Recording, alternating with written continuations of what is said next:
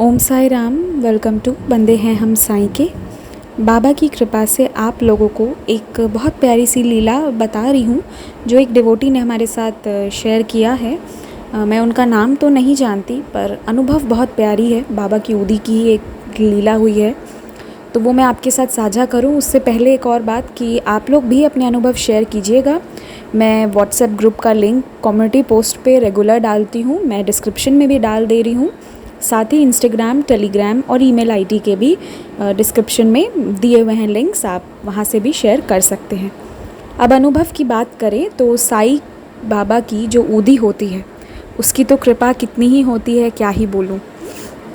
अति दयालु अति कृपालु उदी। तो क्या हुआ कि ये जो डिवोटी थे इनके भैया भाभी जो थे तो उनके घर पे एक बेबी बॉर्न हुआ और ऑपरेशन हुआ था डिलीवरी के टाइम पर और बच्चा अच्छे से जन्म लिया, सब कुछ अच्छे से हुआ। लेकिन उसी के कुछ दिन के बाद विद इन आई थिंक कितना दिन तो उन्होंने लिखा था, 4-5-6 दिन के अंदर अंदर उनकी भाभी को दाएं तरफ पेट में वापस दर्द होना शुरू हो गया। और जब ये दर्द ऑब्वियसली असहनीय होने लगती है तो वो डॉक्टर के पास गई। डॉक्टर उन्हें सोनोग्राफी करने बोली और देखने के बाद वो ये बोली कि इसमें पानी जम गया है, आपको इंजेक्शन लेना पड़ेगा हर 4-4 घंटे पे और इसके बाद ऑपरेशन करवाने का चांसेस उनका बढ़ गया था। ऑपरेशन करवाने का चांसेस बढ़ा नहीं था, इनफैक्ट डॉक्टर ने ये कह दिया था कि आपको अल्टीमेटली ऑपरेशन करवाना पड़ेगा। और वो लेडी डॉक्टर जान रही थी कि ये उनकी ही गलती से हुआ है, ये सब उन्हें समझ में आ रहा था। और इंजेक्शन हर 4-4 घंटे पे लेने के बावजूद जब 1 हफ्ते तक कुछ नहीं हुआ तो ये लोग दूसरे डॉक्टर के पास गए। जो सेकंड डॉक्टर थी उन्होंने भी सोनोग्राफी कराई, उन्होंने भी ये सब देखा और उन्होंने ये कह दिया कि ये जो डॉक्टर ने ऑपरेशन किया है उनकी ही गलती से ये हुआ है और आपको ऑपरेशन ही करवाना पड़ेगा।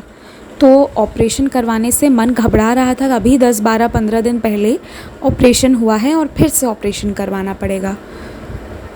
तो वो लोग एक और डॉक्टर के पास गए कि क्या पता कोई ऐसा इलाज हो जिससे बिना ऑपरेशन का हो, पर हर डॉक्टर ने हाथ खड़े कर दिए। सबका यही कहना था कि ऑपरेशन के बिना ये काम नहीं हो पाएगा। तीसरे डॉक्टर ने भी यही कहा। उन्होंने फिर सोनोग्राफी कराई, फिर वही हुआ। तो उसके बाद ये सारी चीज़ें देख रहे थे तो ये अपनी भाभी को क्या किए, उदी दिए, बाबा की उदी, और बोले कि आप नहाते वक्त इसे नहाने के बाद अपने पेट में भी लगाइए और रोज़ इसे जल में मिलाकर इसका ग्रहण कीजिए।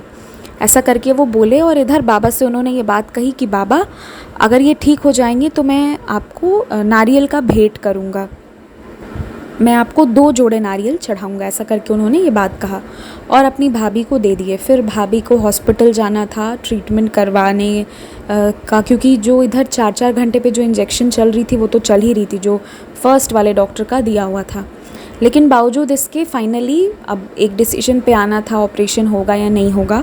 तो ये फिर सोनोग्राफी हुई, तो जो भी हुआ फिर वो डॉक्टर के पास ये लोग गए अपने रिपोर्ट्स लेकर कि अब देखिए क्या है।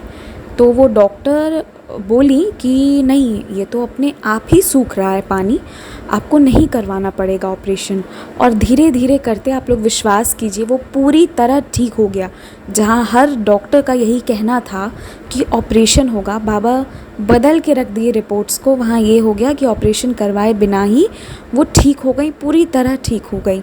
तो ये थी उदी की महिमा। और उसके बाद ये डिवोटी, जैसा कि बाबा से प्रॉमिस करा था इन्होंने, ये 2 जोड़ी नारियल मंदिर में चढ़ाकर आ गए।